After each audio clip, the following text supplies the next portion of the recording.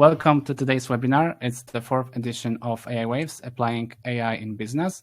For those of you who are here for the first time, let me quickly explain the idea behind the event. AI Waves is basically a series of webinars organized by Miquido, where we are focusing on AI and machine learning and the opportunities they bring to different businesses. And today we'll focus on fintech and digital banking and how the future of these industries will look like in the light of the latest technological innovations. And before I introduce our great speakers, let me quickly go through the logistics. Like I mentioned, we're recording the session, and you don't have to worry if you occasionally miss something, because we'll send you the video after the webinar. Please just remember to check your inbox after today's webinar. We'll try our best to deliver the recordings till the end of the week. And another important thing is that you can write all your questions on the chat at any time during the discussion. And we'll gather all of your questions and bring them up on the QA session that will take place after the main discussion panel. So let me introduce our speakers. So maybe let's start with Chris. Chris is the CEO of Nextbank and a leading cloud core banking provider in Southeast Asia. It offers a credit scoring system that implements a new approach to credit risk assessment using machine learning. This solution was implemented in several banks and processed more than 500,000 high-risk loans. The Nextbank Cloud Core Banking solution was shortlisted as a finalist of 2018 Singapore Fintech Awards. Then the AI credit scoring made to the finals in 2019. And finally, Nextbank won the second place for the best fintech startup in 2020. In addition to his duties at Nextbank, Chris is also CEO at Miquido, a software house that specializes in building machine learning solutions for several industries. In 2020, he was featured in the 40 Under 40 ranking by Mobile App Daily, among other influential young leaders. Hello, Chris. Hello, everyone. Oh. Rūta, can you hear us now? Yeah, I do hear you. Hello, everyone. Hello, Rūta. So maybe let's introduce Rūta. Rūta Merkevičiūtė is the Director of Financial Services and Market Supervision at Bank of Lithuania. She's responsible for supervising over 130 fintech companies and other payment service providers. She's also a co-chairperson of standing committee consisting of EU 27 competent authorities on payment services at European Banking Authority. Rūta has a professional legal qualification as an attorney at law, and the past 10 years has been working both in the private sector and the financial sector supervision in the areas of responsibility that include AML, payments, open banking, lending, crowdfunding, investment services, fintech industry, regulatory sandbox, and transposition of EU directives such as PAD, PSD2, and AMLD4. So, hi, Rūta. Good to have you. Hello. Okay, and let's move to the third speaker. David Gyori is globally renowned financial technology trainer, author, advisor, consultant, and keynote speaker. David is also CEO of Banking Reports London, providing top-quality fintech training for bankers all over the world. He is co-author of 5 internationally published books. David is a frequent keynote speaker at international banking and fintech events. He has provided advanced training programs face-to-face as well as online in 55 countries in 7 years. David holds multiple key international positions. He is a founding member of the World Fintech Association, International Resource Director of the Asian Banker Group, and a member of panel of judges of the International Excellence in Retail Financial Service Program, as well as a member of the panel of judges of the Financial Technology Innovation Awards Program. So, hello, David. Thank you. The next expert is Shafiq Ibrahim.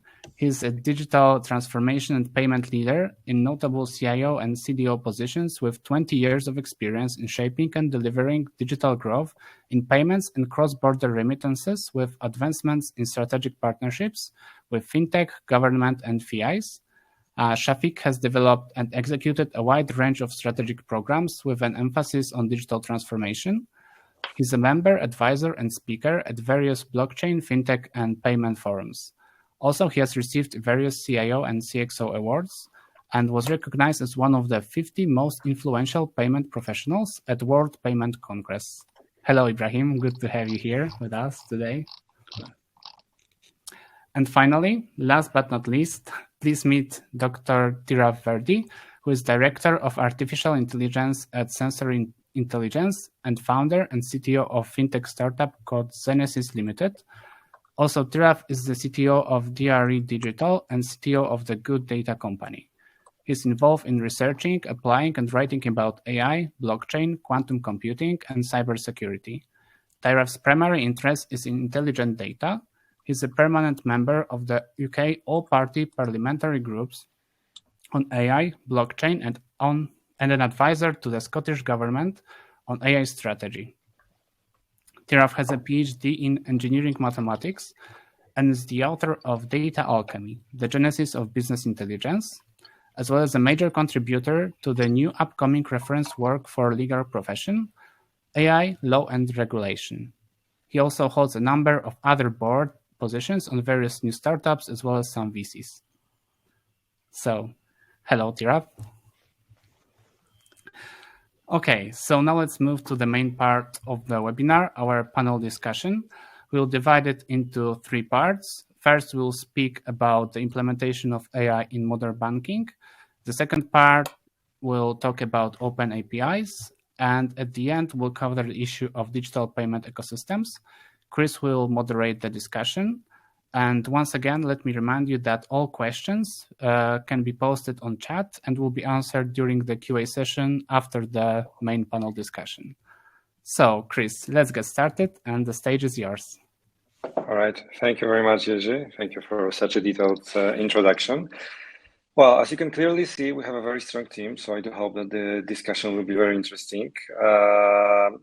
So, as Jerzy mentioned, we will start with a discussion on AI. So basically, as you have probably noticed over the last few years, AI has been one of the hottest topics. And all major organizations have been trying to apply AI either to improve their processes or to automate repetitive tasks or to increase efficiency.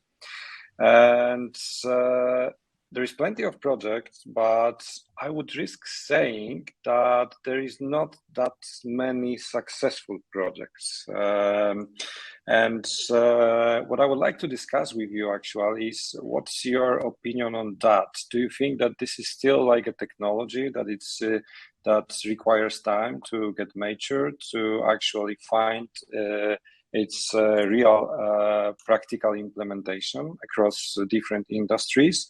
And how about finance? From your experience, have you seen any successful implementations of AI either in banks or in fintech, broadly speaking? And if so, what kind of implementations they were, and what do you think was the main reason that they were successful comparing to other projects where organizations were trying to apply machine learning or AI in their regular operations? Have we lost Rūta? Because I cannot see her. Yeah, I think we have, right? Shall I have a go at this one, Chris? Sure, please go ahead, Tirath. Yeah, I think the big there are successes, and I can take you through those. But I think the big problem starts in what people believe to be AI. You know, AI is the science of enabling computers to perform tasks that previously or normally would require humans. Yeah, and you know, there is not much AI involved when it comes to human processes and tasks. You know, because it is very much, you know, your heart in strings and so on, and there isn't enough data. And I think as long as we start with there and sort of say, is there any data that we can use to improve some of those manual processes, and then that comes down to procedures, or is there enough data when some of these processes have been automated to make them more efficient? You know, that's really normally the place where we start. The normal automation tools, you know, such as Blue Prism or Automation Anywhere or UiPath, you know, there are many examples of them being used successfully. And I think when one talks about processes and tasks, one has to be careful. Are these processes and tasks implemented in machines, or are there still humans that are doing that? And I think that's the first point to get clear. Then we come on to, I would sort of say, are there things that AI, once these things have been implemented in AI, are there things that AI can do in terms of enabling the human hybrid? Are you going to get lots of decisions? The machine is sort of telling you which things to do. And because of different human factors, human psychology and so on, everybody would end up making a different decision because they're simply wired differently. So then you come to a human hybrid where it sort of says, well, normally, all your department, all your bank ends up making these sort of decisions, and here are the top 4 or 5 that are made. So you end up normalizing your procedures and so on.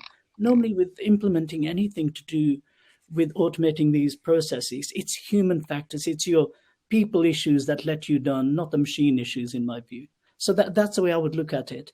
There are examples where I've used AI in all seriousness, but we'll come to those a little bit later after the other speakers have spoken. Those things such as, fraud detection and management, trading intelligence, assignments and management of customer-facing information, advisory agents, chatbots, and so on. Those are well tried and tested things.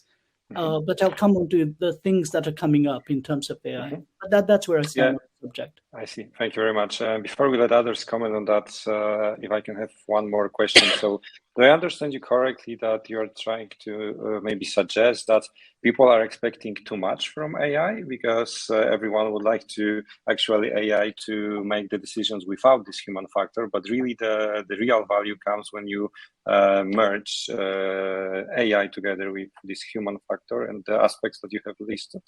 Yeah, it's always a human in the system that's letting you down. Organizational structures, people who've got a lethargy in terms of trying some things out. And I think, where these things fail is because there's a real disconnect between the technology and the management of it in your DevOps stack and in terms of what the management expects, or even what the customer expects. So that's where there tends to be a disconnect in my view.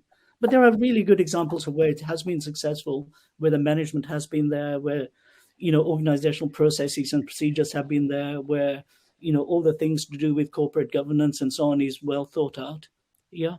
So we can talk about those. But yeah, I don't think the limitations are on the AI as much as on the human, as to what humans want out of it. Mm-hmm. Thank you very much. Shafiq, you were exposed to many organizations, many projects, I guess. So what's your experience with implementation of AI in practice in fintech organizations? So I partially do agree with Tirath. I mean, yes, I mean, sometimes like AI has become more of a hype at times. All right, it's not been understood or properly positioned in a way it's supposed to be, right?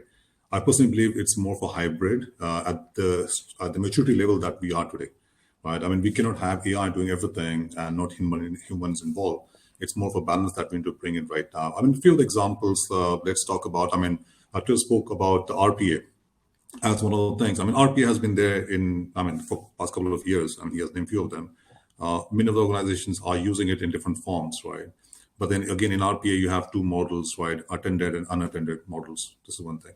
Right. And if I give an example of, let's say, compliance and AML, which is one of the hot topics usually in banking and finance, I've seen organizations where they have an army of compliance officers looking at the transactions. And I have seen organizations where half of the process is taken care of by AI and only those, high alerts and triggers and flags have been taken care of by the humans, just to make sure that whatever AI is reporting is genuine. There are no false positives, right? So that the proper action has been taken. Right, so just to balance between the AI and the human involvement over here. I have also seen cases where a customer support has been driven by AI, and that was a major a flop show, I would say. I mean, I'm one of the largest bank in this region. They did this thing. They launched an AI a bot where the customers can interact. Okay, but there's some basic fundamentals that we miss out. All right. And one of the fundamental is like, whom are you trying to serve, right? So a backend process, you can have AI, hybrid mixed together. But when you talk about customer interactions, and you have to be very careful, right? And because if the customer is calling you, okay, that means it's an analog call. It's not a digital call anymore, right? And you need a person to answer that call. But of course, if the person is chatting with you, then yes, you can have an AI bot communicating to a certain level, and after that, passing that call to a human at the end, before the customer gets really frustrated. So a balance is very much required. We have not really gone above the automation for a couple of reasons. The kind of the quality of data that we have today in the banking also. And data becomes a major concern when you talk about AI, because banking and finance, many times we talk about core banking solution, but then sometimes we have those legacy silo systems running where you don't have the right data to really use AI to make the right decisions, right? And that's another challenge that I've seen personally in many of the organizations where you have core banking system where you have transactional data, but that data is not enough really to understand what the customer behaviors are. Right.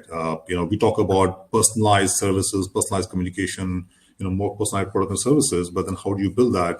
And definitely AI plays a key role over there. But then if you have the right fuel to it, then yes, it makes sense. But if you don't have, then, you got to be very careful not to just put everything on AI and then you kind of sit back and say, hey, something went wrong. Whereas you know what went wrong, right? So, well, of course, as we move forward, we'll be discussing a few other use cases, but, I would say data is a key factor, right? When you look at AI, balance is very much important between the human and AI, because at this stage, even when you speak about it, we're not mature enough. And even if you think we're mature enough with AI, I still believe that let's take a phased approach wherein we introduce, in multiple phases rather than going all big bang. All right, Chris, I think we lost Chris. We lost him.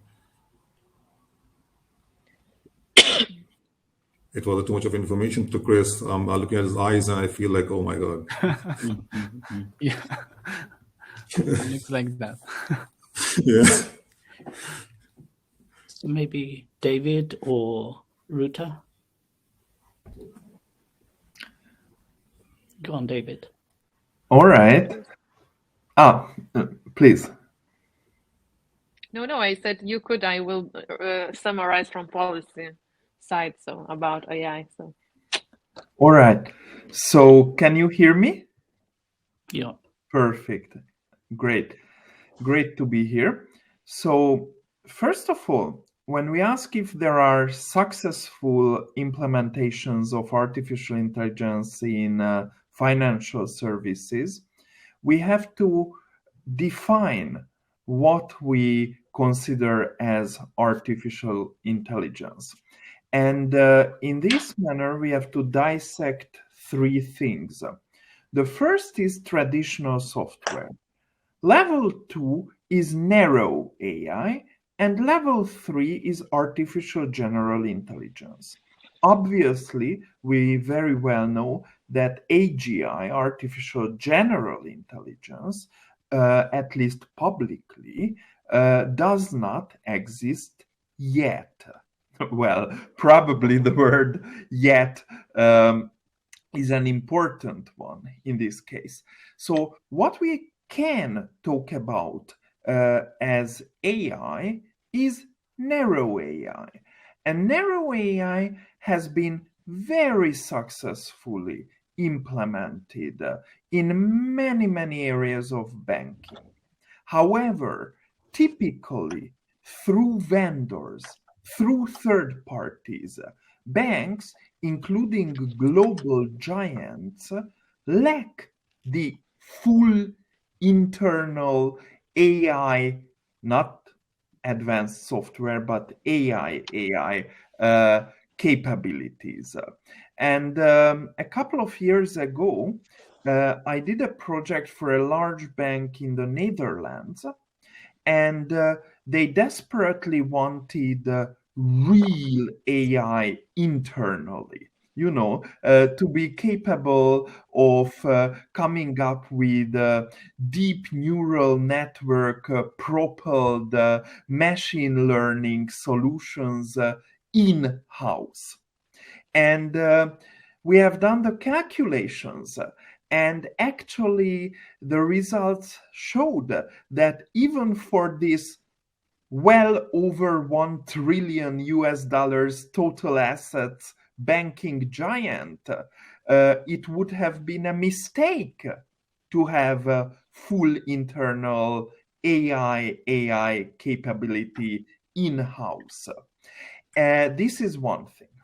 The second thing is, who has this capability in-house and deploys it in financial services? Well, the answer is simple: technology giants.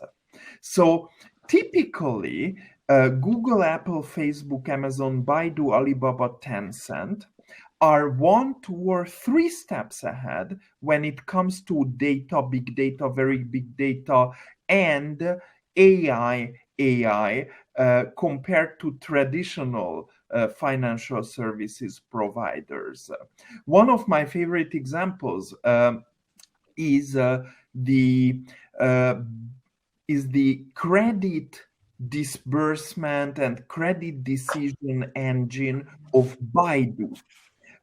Baidu is actually a large lender. Baidu is like the Chinese version of Google, the search engine.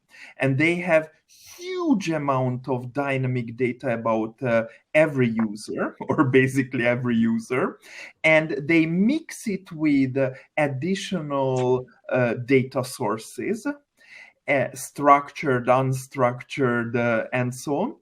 And based on that, they are making thousands and thousands of fully automated credit decisions per day. Or let's look at another Chinese technology giant, Alibaba, with Sesame Credit. With Sesame Credit scores, the de facto national social credit scoring system of China, having over 1 billion users, providing over 1 million new data points per user per day. Start to multiply those numbers and you get to what big data really means.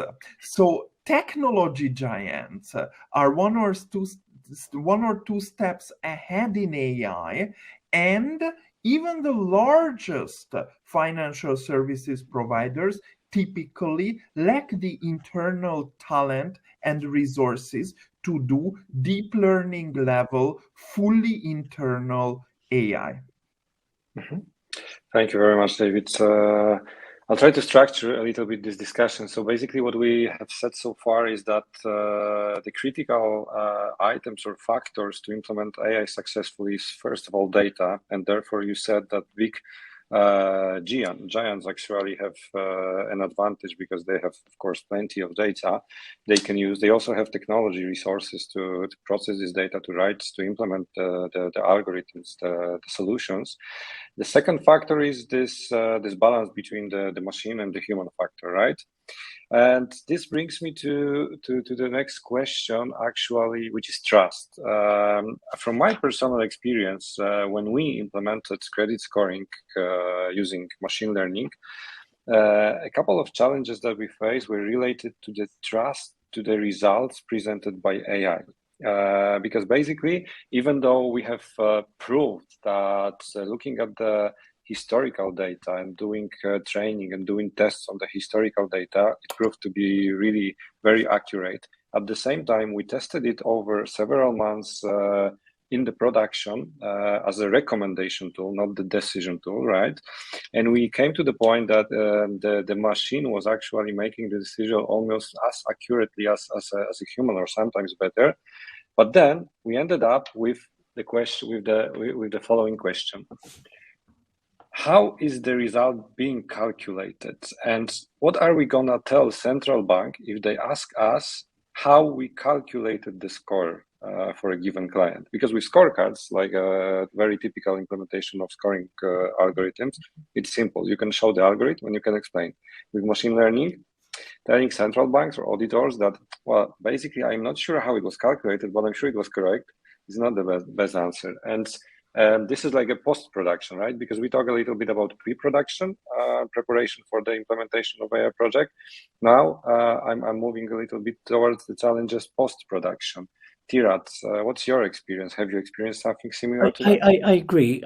Look, I think, Shafiq, you really hit the nail on the head. The key issue is really that data. I often sort of say anybody that talks about AI ethics really don't know what they're talking about, because fundamentally the issues really come back to data.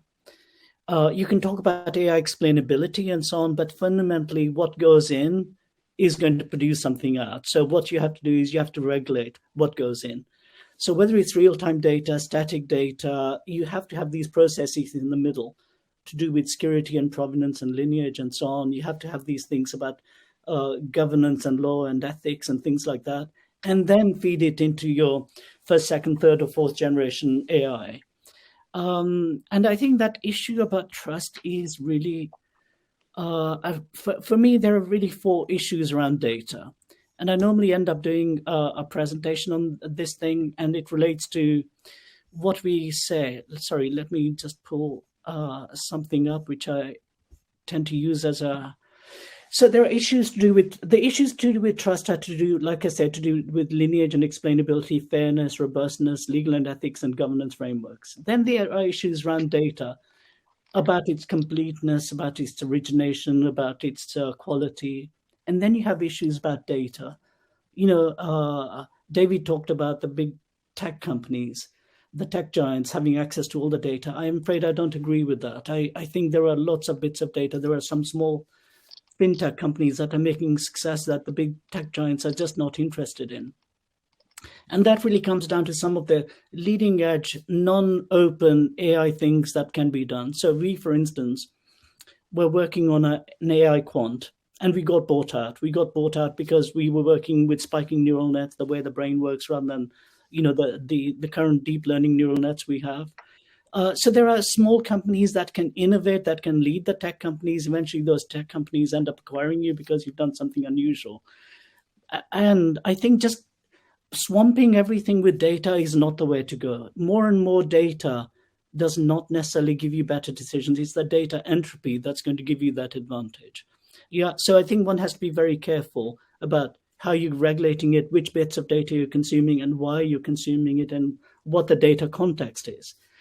Then there are issues to do, as I said, with the cost of acquiring the data. I know fintech companies that are spending hundreds of millions a year just acquiring the data. Yeah, so it becomes a cost of the data and the return on investment you're going to get. What's your DevOps stack? How are you going to store it? How are you going to have data sustainability? If your data storage costs are going to go up exponentially, why are you holding it if they're not adding a value? And then it comes down to issues around your data strategy. What's the business value of it? How are you going to monetize that data if you can monetize it? How are you going to get to that intelligent data that I'm so on to? How do you end up constructing your data objects in terms of their ontology and taxonomy? How do these things relate? If they don't relate to each other and they're not going to be any intelligence, why are you analyzing it? So I think that 90% of the data that can be thrown away because it's going to add nothing to your system becomes an absolutely crucial consideration. And I don't think there are many people that are doing that properly. And for me, that's one of the big things, I think, for this year and next year, where, I know companies where their data storage costs are certainly in the tens of millions. And if they're not careful, 2 years down the line, they're going to be spending hundreds of millions. So where's the value of that? You can't have infinite number of data engineers. So for me, one of the companies that I'm a CTO of is what I call, the Intelligent Data Exchange. So we end up curating, cataloging, creating these taxonomy ontologies, data value. Not all data is the same value in different contexts. The way I relate to you guys is very different to the way I relate to my children. I'm still the same person. But the thing is, it's all context dependent. So you have to sort of say how many times it's been used, where it's been used, things like that. Those all become relevant. And when it comes to trust, there are other issues. I think for people who treat AI as just another technology are mistaken. AI is not just like another technology. It's really capable of replacing humans in so many things. And we will have regulatory bodies sort of telling us what to do. but ultimately they're doing it on the basis of ignorance most of the time. And that's a debate I normally end up having in Parliament. Guys, you're going up the wrong street, because there will be other guys that are not that restricted that will end up getting better value of the data. They'll be making smarter, better decisions. So don't handcuff us. So I think there are issues to do with following the regulation. There's also an issue with realizing that some of that regulation isn't worth the paper it's written on.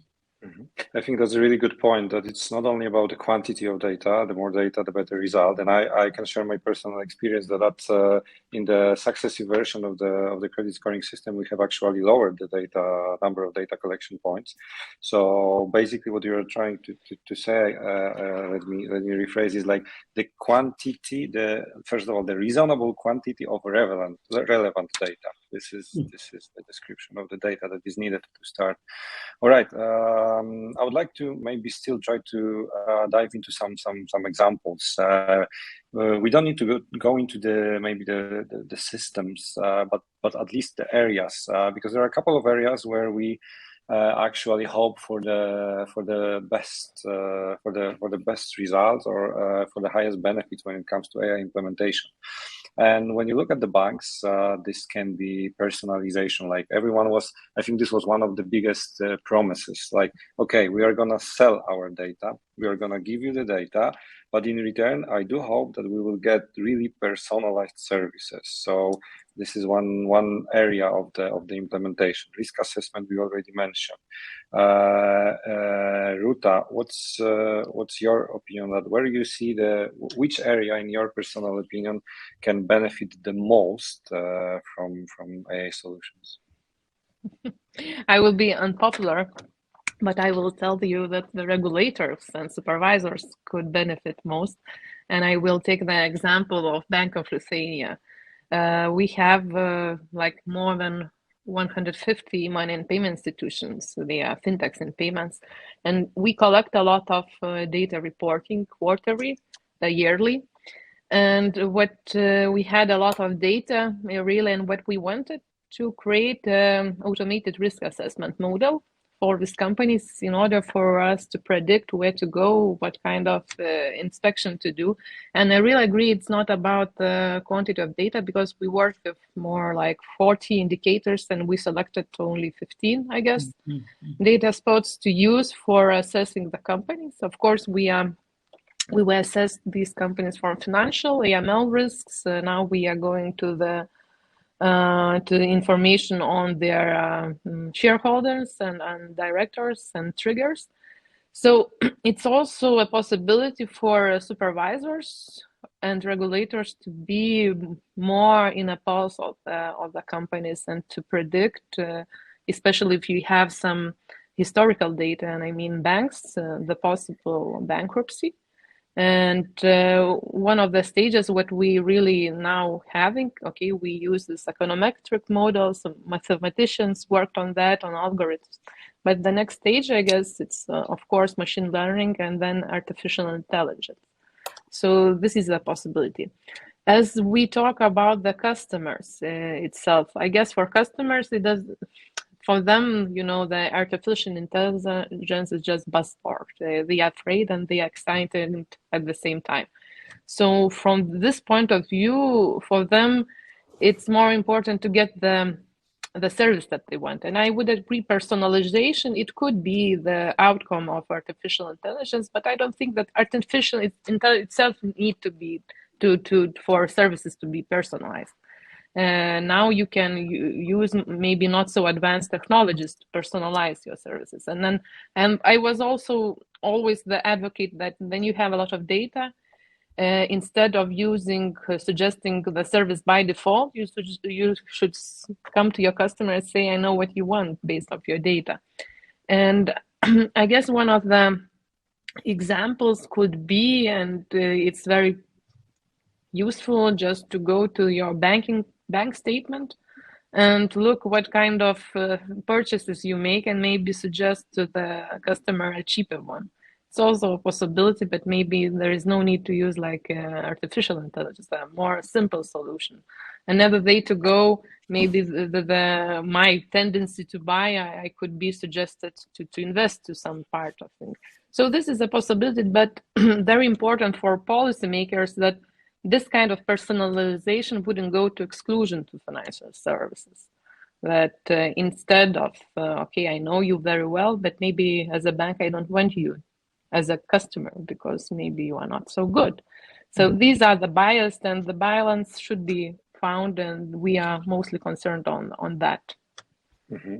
Yes, thank you very much. And I think you also touched on one important aspect that I would like to highlight, because it was, I would say, between the lines maybe, that also the implementation of AI solution does not have to be a big game from the day one. We don't need to go for a full AI implementation, but we can actually do it in a baby steps method. There are a lot of mathematical, statistical algorithms we can first use in order really to understand the domain, the problem, and then look for the potential areas of optimization where this model is already inefficient, where a human person is inefficient, and then we can apply AI there. Shafiq, what's your opinion on that? Where do you see the biggest benefits coming from AI? No, I agree with you, and I agree with what my other colleagues and friends have said. See, when it comes to data, and again, David mentioned about the tech giants have more access to data. And Tirath had his own views, but I do agree. Because see, the thing is, one of the discussion I had with one of the financial institute or banks over here is how do you personalize, the customer experience, right? How do you personalize the product and services? Now, the debate was, okay, fine. As a bank, they know that the customer is making transaction in a retail store, but they don't know what exactly they're buying from a goods and services, right? They know that they're going and buying from this retail, but what exactly the purchases are, it's not known because that's not part of the bank statement, for example, right? On the other hand, tech giants have that visibility of what products have been bought. Why? Because they are there at the point of sale, right? And when the tech giant, when they get into a banking or financial services, they have a better visibility and better data than a banking institute, right, in terms of data. That's where it is. So there's a huge opportunity for tech giants to get into the banking and finance and provide those personalized services compared to a traditional bank, because there's a GDPR where a customer cannot, a lot of data cannot be there, right? So imagine Facebook has all your information, your likes and dislikes, what you do, where you fly, what you eat. When they get into that field, they're getting into a better service. Why? Because they understand they can profile you, right? And as what Rūta said, they have complete personalizing, complete profiling of the customer. Unfortunately, the banks don't have that access. Now, when we have a lot of data, I understand that, having too much data is also not good. But then at the same time, from a banking perspective, if you look at that, right, we have many segments or sections in the bank, right? The compliance might say, I just want, 10 data points. I don't need all that chunk over there, right? But the marketing has a different requirement altogether, right? The compliance has a different requirement, finance different requirement. Now, if you have that data over there, it's all about how you're using the data and how you kind of build those product and services, right? I have seen in many of the organizations where the data and an AI is somehow used in credit rating, in marketing, all right, and somehow in compliance. But other areas are not really using the data because they are comfortable with what they have been doing traditionally, right? So there's a huge scope, but again, what's important is the baby step, right? In one of the organizations, what I did was when I wanted to introduce RPA, right, for the organization, I said, guys, instead of going to other departments and asking them to implement, why don't we do it first, right? And I had only 3 use cases. I didn't have many use cases, to be honest. The other department had more. But then I said, if I don't start from here, I'm not going to go anywhere, right? Let's start from this side, right? So what happened was it was an introduction, showing the benefits, the ROI, saying that this is where the benefits are. Okay, why don't we, get into the other areas, other departments as well, right? That was more for learning, right? And that's what happened. So huge potential, credit rating, compliance, customer communication, customer interaction, product building. So data, AI plays definitely a key role. It's just how you take it, how do you create those products and services, how do you use the AI feature? Not necessarily that you have to go big bang, as I said earlier, with the AI. Let's start small, right? Experience it, learn from it, right? Learn from what your peers are doing in the industry, from their success and failures, right? Improvise on that, start launching it. Because till today, imagine, we are still debating whether we should go for AI or not. Guys, I think we have spent enough years now talking about this. Why don't we just go ahead and do some small basic things? Mm-hmm. Thank you very much. All right, I think we just covered, I feel like we just covered the basics, and the real discussion starts right now and we are running out of time. So let me just quickly maybe ask a very last question to you, David. So, and I will refer to the question asked by the audience. So one of the attendees asked, what should financial services be considering as they move to AI? And I think we basically answered this question a little bit, because we already said, take reasonable quality of relevant data, find balance between machine and human, educate people to trust the AI after implementation, use the baby steps method. David, anything else which is coming to your mind, which is critically important? All right. So some of these thoughts are coming from some other experts here on the panel, but some of these thoughts are coming from me. But I fully agree with all of these, what you have listed. And let me please jump on the baby steps bandwagon, because I deeply agree with all of you in terms of baby steps. Why? There is an innovation management methodology called lighthousing, to have one project which serves as a lighthouse for your shareholders, as a lighthouse for your senior management, as a lighthouse for you, your colleagues, your employees, everyone in the society. This bank or this insurance company has applied certain narrow AI solutions and created value by applying these solutions.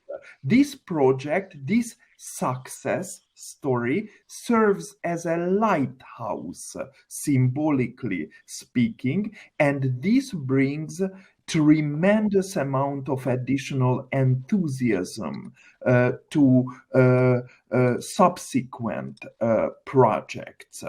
And one more thing about personalization: systems that relate.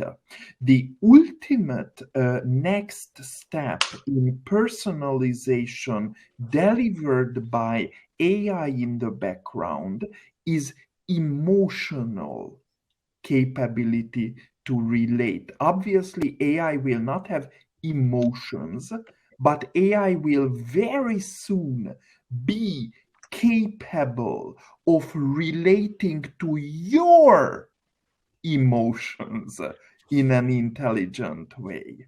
And that is the next step in marketing, in segmentation of one, in hyper-personalization, in AI-propelled customer service, or to talk about a totally different area, maybe even in some segments of politics. It's a Thank you very much, David. Thank you very much. So this brings me to the very last takeaway that I would like to share. I think everyone who starts the implementation of AI needs to remember that there are no quick wins. And this is a very complex domain. This is not just the development of yet another solution, because there are so many factors that never been really considered in the implementation of technology, this balance between human, the data, and everything else, that it still requires a lot of education and time to get to the good solution. Thank you very much. That was very, very, very productive, and I think that's a very good starting point for those who are looking into the implementation of AI. I think we should organize a follow-up session and discuss how the implementation really looks and what are the challenges when you already start and when you move to the post-production phase. That might be the topic for our next discussion. But right now, I'd like to switch to the second discussion, which is Open API. So basically, when you look maybe at the regulatory aspects, so PSD2 is, let's say, it's supposed to be the main driver behind the Open API implementation. And I was about to ask Rūta about this because she has a lot of experience in the PSD2 implementation, but she disappeared for a while again. So looking at the PSD2, it was initially announced, I think, back in 2019, but then the implementation was postponed. I mean, the time was extended for the banks to implement it. Right now, we are at least over a year after it should be there in place. And how do you see it? Maybe Shafiq, you can start this time. do you see that we have open banking already in place and we have all the advantages that were promised? Well, Chris, I think I'll limit my answer to that question because the region I come from, like now the Middle East region, open banking is a new subject right now. That's something that we're exploring. We don't have the clear framework, but that's something in making right now.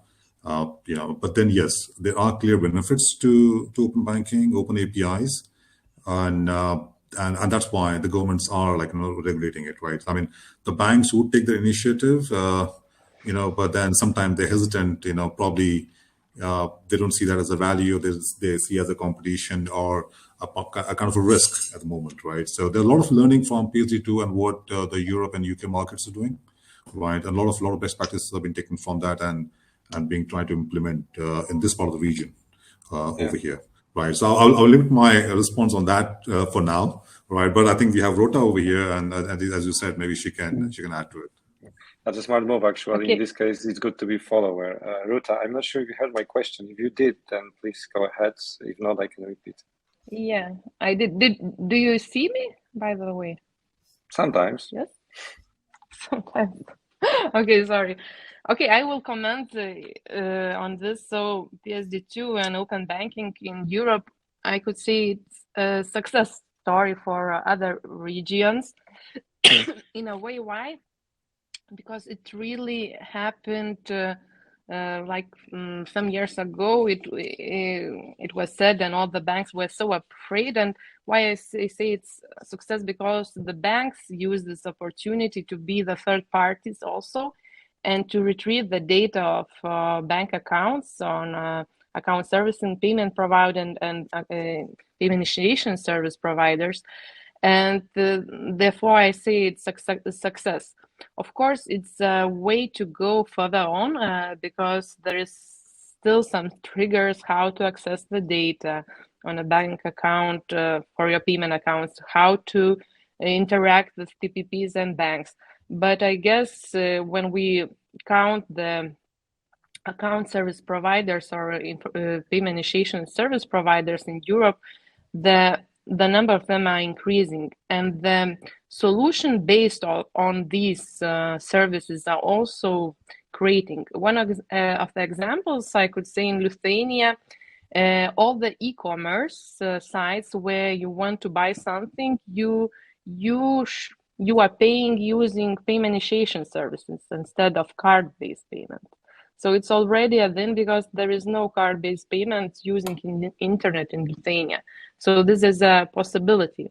Another part, what we saw that account information services are being used as additional services in insurance, in credit scoring services.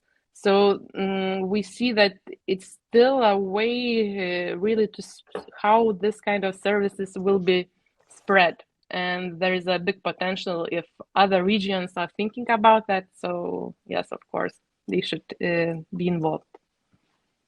Mm-hmm. Thank you very much. David, you mentioned about, Jerzy mentioned about 55 countries over the last 7 years. So how does the implementation of open banking looks across the world, in your opinion? Right. I mean, first of all, we have to admit something, because it's very clear. The global champion in open banking is the UK. This is very important because in the UK, open banking is up and running basically since the 1st of January 2018. Currently, in the UK, there are well over 200 registered third parties under open banking, not ASPSPs, not account servicing payment services providers, i.e. not credit institutions, i.e. not banks, but TPPs, third-party providers, AISPs, PISPs. And the UK open banking ecosystem, because after 4 years and almost 2 months of active operations. We can already call it an ecosystem. Basically, the UK open banking ecosystem shows the potential future of all other open banking jurisdictions like a crystal ball. So when I categorize UK open banking third parties into 10 different categories, then I am also showing the potential future for Australia, Canada, South Africa, or Indonesia. Actually, when I gave a 4-day training program to leading Indonesian bankers about digital transition, banking strategies, and so on, on day 2, we touched open banking. And when we touched open banking as a topic, they put their hands up and they said, David, stop this training program. In the rest of the remaining 2.5 days, you will only talk about open banking, okay? Because we are so interested about it. In Indonesia. And why they were so interested in it? Because their central bank, their regulator, their legislators are contemplating to implement something like the UK or the European Union. And when it comes to open banking, I want to tell you the most important aspect in my eyes of open banking. And the most important aspect is API standards, to standardize application programming interfaces. And this is one of the things the UK got right. Mm-hmm. Thank you very much. So standardization is a key point actually to implement this. Tirath, do you think that this might be the reason, the lack of standardization, that in general, I would say that the implementation of open banking is going quite slow, or maybe this is because in general the banks are considered as organizations that move slow when in terms of implementing new technologies, or maybe there is a third actually aspect. They know that this is the very last competitive advantage over fintech that they have, and opening the data will actually threaten them. Yeah, totally. I agree with you. I think it's the last point. It's not the lethargy. It's not, other people trying to push it. It's the banks trying to resist. There's no doubt about it. I get involved with the Bank of England sometimes when it comes to standardization and so on. And in many ways, if you're an AI geek like I am, standards mean a bad thing, because it actually means that you have to follow certain processes which are not really going to optimize what you can do with the system. It actually ends up pandering to those that would that would control you. So in some ways, it's this open APIs for banking, they've been a good thing because they've enabled that data exchange between the various customers, and the various institutions, and it's enabled people to move around. It's enabled new institutions to emerge, new banks to emerge in a way that has been revolutionary. So here standards have been useful. But I think, once that certain amount of decentralization begins to happen, and I think the word has to be that we have to decentralize that. There is still a big cartel. So once we begin to get that, then I think that those API standards will become almost irrelevant in my view, because whatever you throw at, whatever data you throw out, whatever its format is, we're going to be able to figure out the ontology and taxonomy of it and actually make sense of that data in a way that makes sense between the different institutions. It's only because we don't really have that level of ontological service that we have to have these standards. So I'm against standards in many ways, but in this case, they have worked like a treat. Mm-hmm. Thank you very much. Rūta, so if there is a clear resistance coming from the banks, how are we gonna convince them? What benefits can we offer them to actually push them to implement open banking? Like I said, the one who are convinced, those who are acting as TPPs, and we have some examples that banks took advantage of this technology in Europe. Of course, maybe it's more banks who are more technologically savvy. So this is a part that banks themselves, they see the potential. Another part is, of course, the supervisors. When we talk about European Union and we have 27 countries, then there should be supervisory convergence how to deal with that. And especially the European Banking Authority is doing a great work, posing some opinions. We are working in our Standing Committee of Payment Services how to really interpret in the same way. And I see that more or less, if the banks don't really are eager to open up, there are some supervisors who are stepping in, even with infringement procedures. So it's very important from the policy supervision. It's the importance of this open banking is here. Of course, it's way to go if the banks themselves don't see the opportunity. So then the supervisors will show that's the life how it's going in Europe at least. Okay, so you're saying it will come no matter if there is resistance or not. That's good.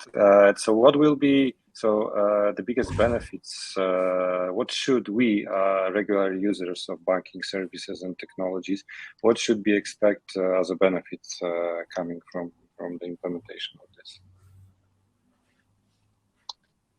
I can start maybe from the users and just. I guess from the users, sometimes you shouldn't think, they shouldn't think about the service as a TPP, open banking. For them, it's about the experience. And one of them, we already talked with AI topic is personalization of the services. And then you have the data on your bank account. It's a possibility to know you better. Another part, to use the data of yourself in order to be involved in other services. Like I said, we see in Europe the possibilities of using open banking with this data for insurance companies. They assess your scoring better than credit scoring. So in this way, it's really about the journey of the customer journey, and how I could benefit as a customer from some value created for me, some suggestions or other services. I would agree with that. This benefit. Yeah, that user experience is actually can benefit a lot. But if you think about this benefit and the related costs of implementation, so I need to implement open banking in order to improve the user experience. That's pretty costly investment. David? Yes. So basically, one of the most exciting things a customer, a user, a citizen can gain from this is bank account to bank account payments, A2A, account to account payments in many different situations through payment initiation services providers and the entire logic and architecture of open banking. And that is useful.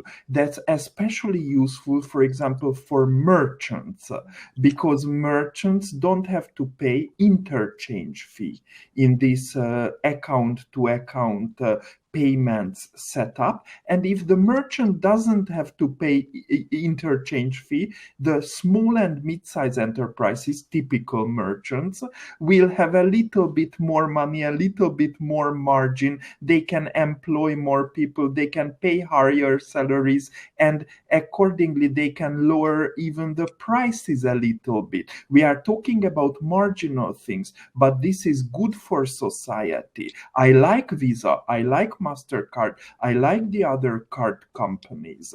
But competition is competition. And if the solution is here to disintermediate a lot of payments from debit and credit cards to account, that's good. That's something okay. And another thing is aggregate financial information, personal financial management dashboards, robo-advisors, micro-savings engines are already on the market, for example, in the UK. Just to add over there, sorry, just to add that, David and Tirath, right? See, the thing is, when you talk about open banking, what's important is like who benefits from this, right? Bank as a custodian, right? I mean, we have a governing bodies which should govern open APIs, and what are the open APIs that a bank can provide? Can they provide everything, or they can provide limited APIs, right? That's one thing. So the governing is very, very important. Other one is mandating, right? Unless it's mandated to the banks won't do it for obvious reasons, right? One is like, okay, fine, if I'm giving the services as an individual consumer, whom are they getting the services from? Are they getting directly from the banks? No. There's our intermediate. There are fintechs and other institutes who consume those APIs and provide services. Is that monetized? Is bank getting benefits of every transaction that happens through those open API rails? Yes or no? Right? Now, if there is, then bank says, okay, fine, you know what? It's fine. If they're consuming APIs and that's monetized, I'm getting benefit, there's a revenue channel. All right. Now we talk about Visa and MasterCard, for example, the schemes, right? The schemes, as an issuer of the cards, you benefit from that.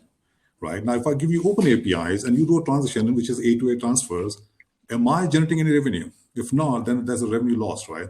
So if you talk about open APIs, it needs to incentivize every party over here for the consumer to acknowledge or give the approval that, yes, I kind of authorize my data to be shared with so-and-so party. And consumers are fine because, honestly speaking, I think we care about data privacy more than the consumer themselves, right? In a way. Okay, and then you go to fintechs who have the benefits of definitely, consuming those APIs and giving those personalized, attractive, fancy services to the consumer, which is far more better than what the legacy bank does. Now, as a bank over here, are they just left with a custodian of funds, holding their funds over there and just letting, fintech do the services and they lose on the revenue? That's something. So I think we need to look at all three aspects of it when you specifically talk about open APIs or open banking. Mm-hmm. Thank you very much. So yes, I completely agree with you that we need to really make sure that this will be a win-win situation or win-win-win situation for all the parties which are being involved in this process. Because basically there is always a balance in nature, and I think as well as in business. And my concern is that, Tirath, do you think if we force the banks to implement this without giving them clear benefits, don't you think that they will just apply charges in any different areas and the general profit and loss statement will stay the same, but nothing will really change? Yeah, I think the point about open banking, about being able to change from one provider onto another, especially with some of the new startups, they will end up losing a customer base. So it's not in their interest to pass on any of the charges. It's in their interest to offer better services. It's in their interest to start competing as though they're not acting like a cartel. So, but the biggest issue facing open banking is that of security, about liability, about creating very complex chains for data access, making it hard to prove whose fault it was and so on when things go wrong. So I'm not sure, that it's necessarily going to disadvantage anybody. I think open banking has been good for the customer. It's enabled them to have that diversity. It's enabled them to get cheaper banking. And in many ways, those services are on demand, whether it's on their mobile or whatever. I think it's been generally a good thing. The security issues are still a little bit worrying for me. Mm-hmm, mm-hmm. Yes, I agree with that. I wanted to touch on this, but finishing on the benefits, because I've been involved in the A2A project implementation, and what I've noticed, what David said, that the merchants will benefit because they will actually be able to lower the transaction fees. The customers will benefit. Mm-hmm. I agree with that, but my experience is I was hoping that this will be a driving factor for them. But looking at the fact that those transaction fees per merchant or per customer are actually lower. Sometimes it's 1 to 3%. It's not the game changer for them. I mean, because right now those schemes or big players, they are actually using the scale, right? Because they have so many transactions that this 1, 2, or 3% makes a huge income. But in terms of merchants, fighting for 1% or 2%, it's not always that much enticing to really care about open banking, right? Wait a second. Here is something very important. When we talk about 1% or 2%, we are talking about 1 or 2% of revenue. And you know, if your cost to income ratio is 80%, okay, let's say, or 95%, in retail it's often 95%, then fighting for 1 or 2% is an amazing thing and a big thing. And look, when bankers come to me and they tell me, David, open banking is pain, we don't want this, we don't, well, they don't say it explicitly, and they don't, I am just paraphrasing, we don't want to comply, they don't say it, but if I polish it a little bit, then some people could translate it like this. Then one of my eyes is crying, one of my eyes is smiling, because they are right that the legislation, especially PSD2, is very problematic. The specific rules are very problematic. Liability, cybersecurity, there are many problems. The entire secure customer authentication methodology behind it. So it's a very problematic piece of legislation. But when it comes to opening up and having a more competitive financial services ecosystem, then I am with the customers. When it comes to criticizing the specific legislation, I am with the bankers. But I don't want bankers to mix these two things, you know, to say that we don't want this because it's bad. No. The regulation itself specifically is problematic in many aspects, but letting a more open ecosystem come to banking and providing benefits to small and mid-sized enterprises as well as average customers is good. Mm-hmm. Thank you very much. All right. So just to summarize, so we all agree that there are benefits coming from the open banking implementation, especially benefits for us regular users, for merchants. But we still need to work on the benefits for other parties involved, especially banks. The standardization might be something that can help. That's what you mentioned, David.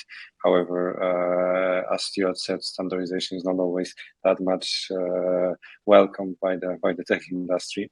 And you also touched on a very important aspect, which is security of this. But let me move this discussion into the third panel for today, because this will be very, very much related to this, and this way we will keep the original schedule. The third panel is digital payment ecosystem, and so it's all about handling the risks, especially when we talk about merging digital payments ecosystem with open banking. So if you look at 2020, 2021, amidst COVID, I think this is one of the fastest growing aspects of banking. Just to give you an example, for example, in the Philippines only, the volume of the fund transfers, online fund transfers, over a year went up 4,000%. This is huge because they were not that used to use fund transfers online, and all of a sudden everyone needs to do that because they are actually locked in their homes. So Yes. How do you look at this? Do you think we really gained 4 or 5 years? And apart from the bigger volumes, do you think we will see an impact in the payment methods being used? Will this drive a new payment methods right now? Shall we expect some extra payment methods because of that? Shafiq, do you want to start? Yeah, sure. Thank you. Yes, one of the things that I would say with the pandemic, right, of course, not very good for the economy, but then for digital world, and a lot of CIOs are very positive about it, because there were a lot of projects which were on the table in the boardrooms. Suddenly they got all the approvals, and we saw that moving forward, kind of accelerated. But at the same time, one of the benefits, I would say, was the consumer adoption or the learning of digital payment channels, right? A comfort with a cashless transactions, that individual as consumers, they were into. Because, most of the countries, like, when you talk about cash and card, I mean, the small ticket size usually used to be cash, right? The bigger ones used to be cards and all. But then now, even a small ticket is being cashless at the moment, right? So people don't hesitate to remove a flash card, even for $2 transactions, right? Which was not the case earlier. So there has been a huge adoption, both from the merchant, right, and from the consumer. So the consumers have realized the value. The e-commerce transactions have really gone up, right? People were, in a habit, right? So to go to the store, try it, test it, and then buy it. But then now, because of pandemic, there was no option, so rather rely on e-commerce, and they have experienced that, right? Of course, it has also, kind of pressurized the merchants to be online and accept the cashless transactions now, unlike before. So there has been a good ecosystem that's been built, during the pandemic, right? So the merchants are ready, the consumers are ready, and we see that transactions, right? I mean, of course, when you talk about cashless, then now we're talking about a contactless transaction as well, right? Wherein I remember my car had this limit on the contactless transaction amount, which was slightly increased, thanks to the kind of transaction I used to make, right? So that has been a change, right, in the context of transactions, if you notice, right? Financial inclusion has really gone up as well, because that was a need in this part of the world during pandemic. Like, there was so there's a segment over here which is unbanked, all right? Now, to serve them, the financial institutes were asked to be open to make sure that they can serve them for the transfers of money to the home countries and all, right? And this is where it is. But at the same time, there was a huge penetration of digital presence also. So financial inclusion was one that has really changed, and that has really increased the number of transactions. When you talk about a cashless transaction, that's one thing. The behavior in terms of contactless transactions have also increased. Those merchants were the smaller ones who were not taking the POS network because of the interchange fees that used to be applied. They had no choice but to offer it, right? So the complete ecosystem was built during this time. But of course, what we're looking over here now is a consumer driven now, because the consumers are so comfortable with this kind of transaction. Now they are expecting more from the merchants, and so we are yet to see now what's next. Because we have seen contactless, mobile transfers, in-app transactions, right? But it's transforming, evolving right now. Mm-hmm. Rūta? Yeah, so I would talk from European perspective, and truly what digital economy enhance is the instant payments. And in instant payments in Europe, it's a new normal, it would say. Mm-hmm. So if we had cash and we can't pay just instantly, so there's the need of instant payment. At the same time, then there is a threat of cash because people are not using. Then central banks step in and said, we need a central bank digital currency. It's also a mean of payment in a way that if there will be if there are already in the world, but if we talk about European Union, if there will be a central bank digital currency, it will be also some kind of different way how the payments would be involved. So I guess it really had a lot of opportunity, digital payment, but of course there are threats to the usual banking system. Therefore, central banks has to adapt. Therefore, the speed has to be adapted, the instant payments. And about the inclusion, in a one way, yes, digital economy includes people, but there are still in Europe people who don't know how to use app, and there is also a possibility of exclusion. Then everyone goes to the digital economy too fast. So there is two sides of the story, and I guess in a future way we will see that everything will be speed up, but on the other hand, the policymakers will have to think what is left behind and how to address some kind of risk what we have. I think that's a very good point. So to summarize what we said so far is like this new digital payments ecosystem growing so fast is bringing some benefits. On one side, it's inclusion, financial inclusion, but on the other side, it can actually create a gap. It's like the gap in fast developing countries between the rich and the poor, and no one in the middle. So I think that's a really good point.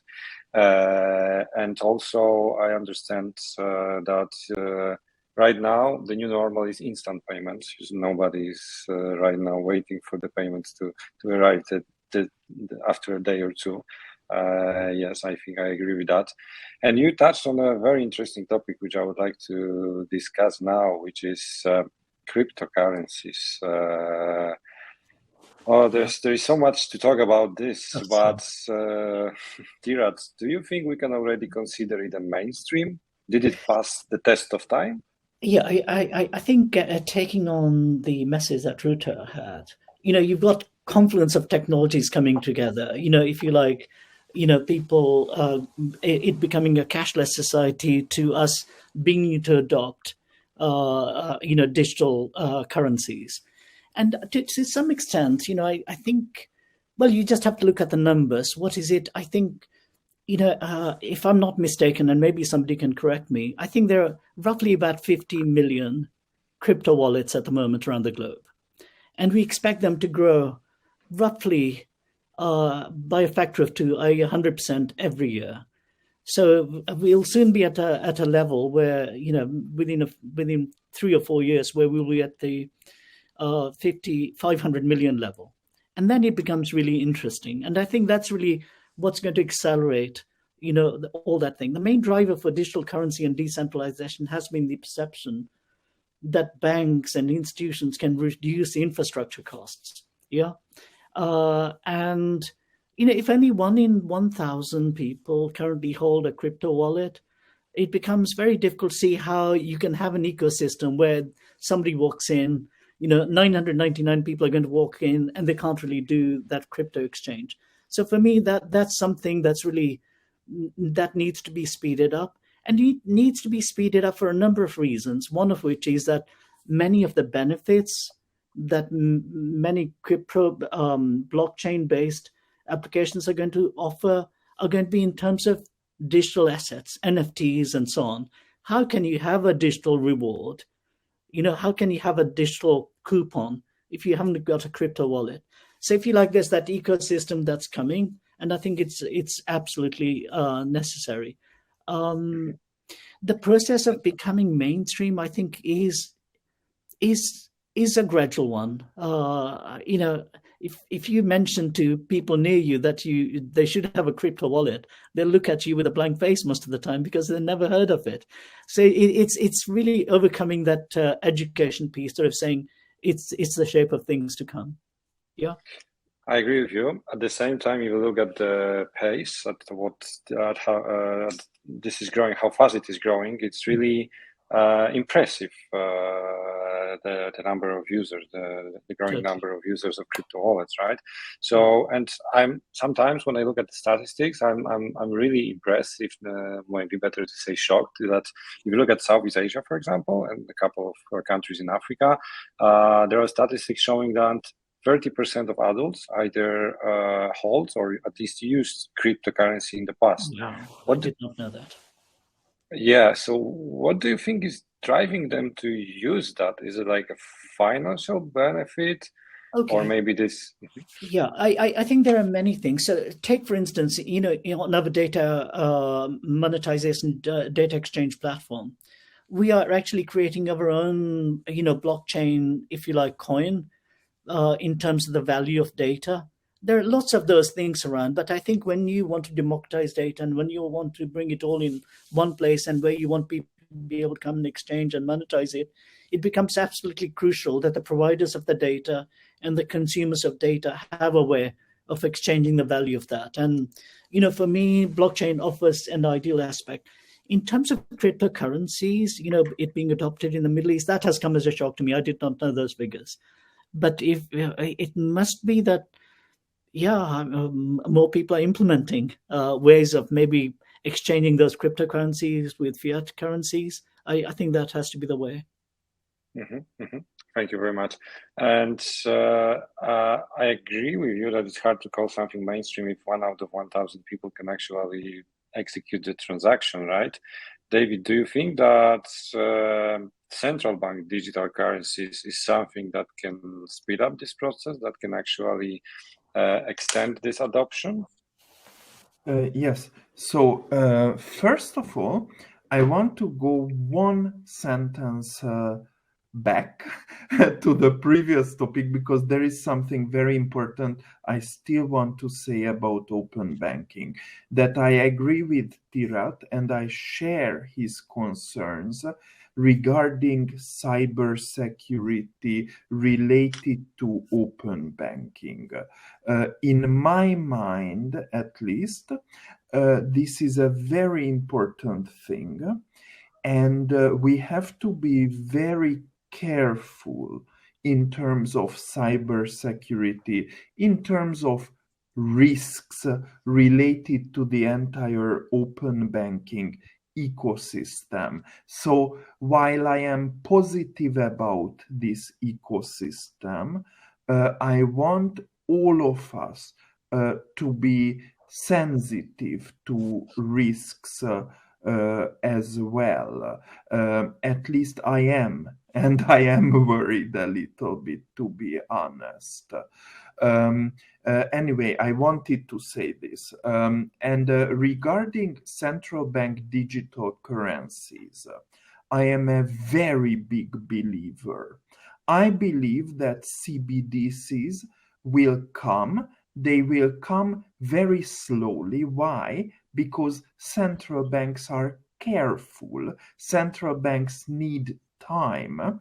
And what I want to tell you about central bank digital currencies is that they not only have the potential to provide a digital monetary base, they not only have potential to preserve the efficiency of monetary policy in the age of cashless society, but CBDCs potentially coming slowly over a period of 10, 20, 25 years.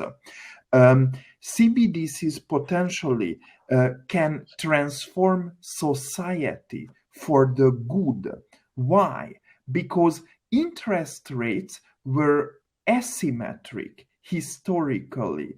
Ever since modern central banks have emerged, starting with the Swedish central bank established in 1668, monetary policy has been asymmetric. Why? Because central banks could raise interest rates, but they couldn't lower under 0 or under -1 or under -2. Usually the rule of thumb is that when banks ask customers to give more than 75 basis points per year, so when interest rates go under -0.75% per year, then people start to take cash,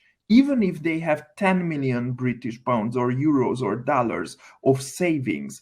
They will try to store it in cash instead of storing it as bank deposits. However, when we move to a 100% digital currency, 100% cashless environment, and we have CBDC implemented, all of the sudden, something entirely new will happen in terms of 350 years of modern monetary history.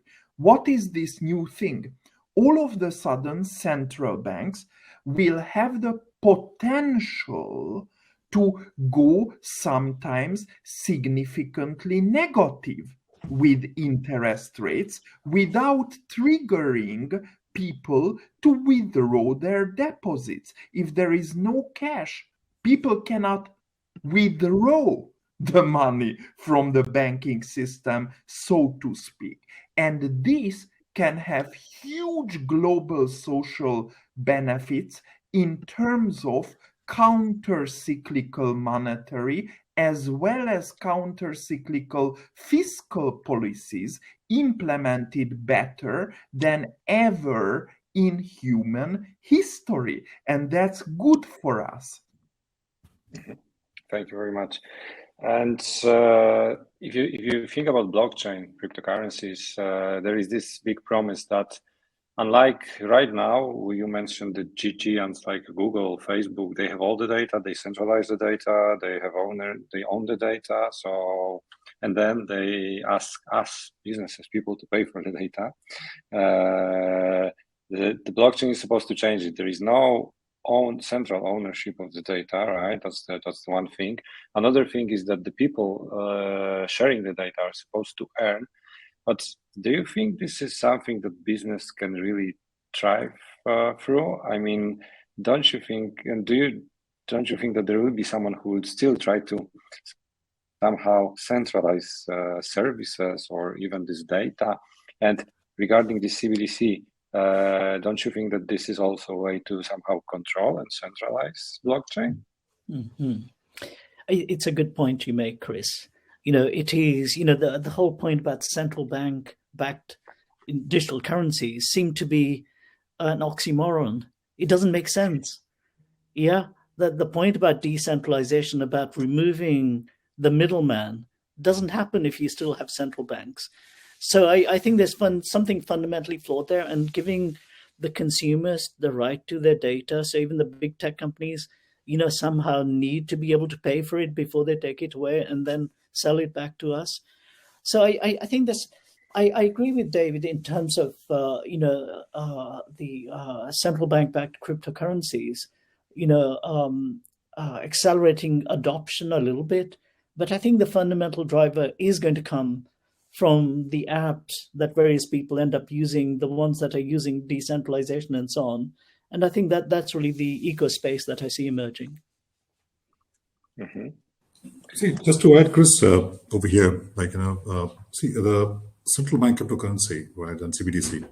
I think we need to look at it in a slightly different way than what we look at other cryptocurrencies, right? The cryptocurrencies, we talk about decentralized, it's a totally different ballgame altogether, right?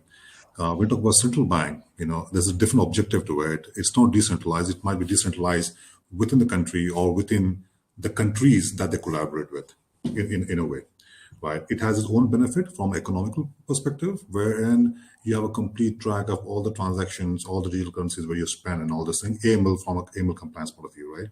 Today, as a cash, you have no track of it, but from a digital currency, CBDC, you have a better control, better visibility, that's one side of it, right? Of course, it's not as compared to what we have in cryptos. That's one thing. Now, cryptos coming in the mainstream today, most of the cryptocurrencies are used as a trading tool. They're not really mainstream for transactions. As such, there are a few of them, all right, which have been used for transactions. But otherwise, it's more of a tool which is used by many to kind of see, how the trends are going up, and generate revenue out of that. This is where it is. So there are two different objectives, two different purposes of both the currencies, basically, right? So I think we need to look at slightly in a different fashion altogether.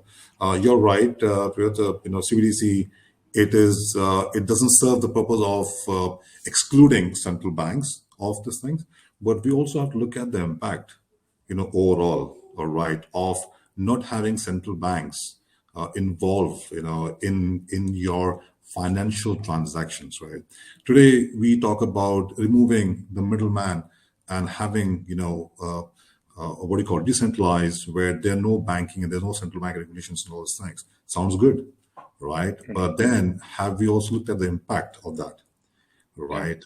Yeah. So it's a nice fancy word. We really like this thing. I like the way the currencies goes up. I'm making a lot of money out of it. But then, what are the impacts? I haven't seen many of the forums talking about, what is the impact of removing central banks, from the ecosystem and letting it just have a parallel economy running over there, right? And anybody can own anything and anybody can, dictate the terms, right? So we have to look at a different subject altogether. Yeah, no, I think that's a really good point you make, Shafiq. The decrease in the use of cash and the objective, that's being pursued by the central banks is the anticipation of the disappearance of cash. And they want to create an efficient means of payment and strengthening regulation. How does strengthening regulation equate with decentralization? Normally, as I said, regulation and standards end up favoring the incumbent. And if you want to level the playing field, if you want to remove, these financiers who seem to have the upper hand, that from a public perception point of view, to go decentralized, just seems to make sense. And there are a lot of very wealthy people as well as some poor people that have been making good money out of it. So compared with physical cash, CBDCs, of course, allow for new monetary policies and enable the future of digital economy. And the drawbacks, as I think David was saying, to some extent, is the security and privacy concerns and the concerns about resilience should there be a big systems outage. You have a Corona thing come out from the sun and all of a sudden all your computers go down. What's happened to all the money? Yeah. So there is, if you like, those resilience issues that really do come up. Compared with bank deposits, CBDCs, of course, need to be designed very carefully. But I think that they do present more benefits than drawbacks. Indirect CBDCs present less benefit and also less drawbacks as they're closer to the existing electronic money, I feel. And speaking of drawbacks and the security, which we've been touching on a couple of times, do you really feel we should be concerned about the security? Don't you think that actually right now the security incidents became some kind of a normal, the data privacy, the breach of data privacy, looking at what I don't want to name, but giants are facing right now, the problems with data privacy. Don't you think it's it's kind of a new normal? There will be problems, there will be frauds, and I think we don't even actually understand how much frauds are being done in a regulated banking industry right now. I heard this statistic recently that actually the total volume of frauds related to digital currencies is actually less than the total fees, only overdraft fees applied by USA banks. And you can imagine how many other fees they apply on a regular basis. Of course, it's not a relevant statistic probably because the scale is different. But still, whatever we implement, there are always privacy issues, there are always security issues. But after all, I've never seen this as a showstopper of the implementation of any technology. And comparing to, for example, what Shafiq said, I think is a good point. Do we understand the impact of the lack of central banking regulations and central banks in general? Do we understand what's going to happen? What are the economical, microeconomical risks related to that? So do you think that the security privacy should be really that much discussed?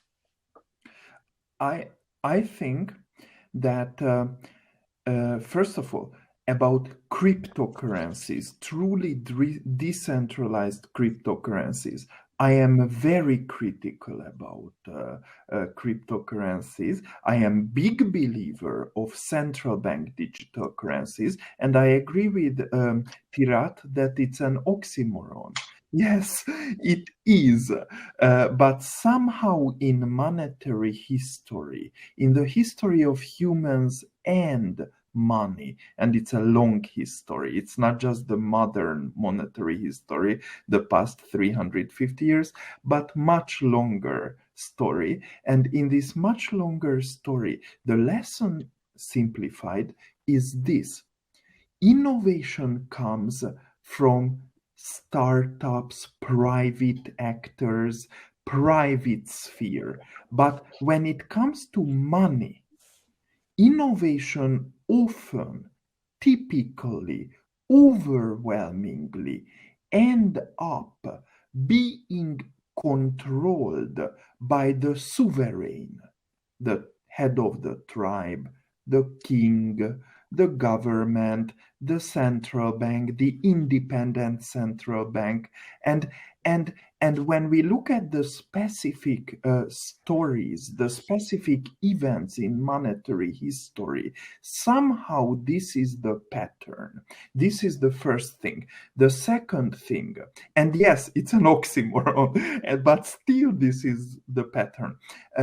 The second thing I want to say is privacy. Privacy is a very important issue, not because of regulations, but because of data. If data is the central resource of our modern economy, then data privacy is an extremely important topic. And Krzysztof had a half sentence saying that technology giants probably own a lot of our data. I am paraphrasing. You were more careful to say this. Well, not necessarily. You know that there are many regulations in certain parts of the world saying that all personal data is owned by the user, by the customer, unless otherwise traded and agreed. In China, in Southeast Asia, usually the data is owned by the services providers.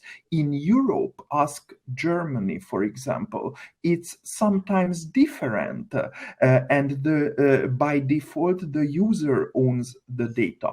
However, Tirath, I think, was very, very, very wise to touch the topic of privacy versus blockchain-based central bank digital currency. And nowadays, I keep thinking a lot about this.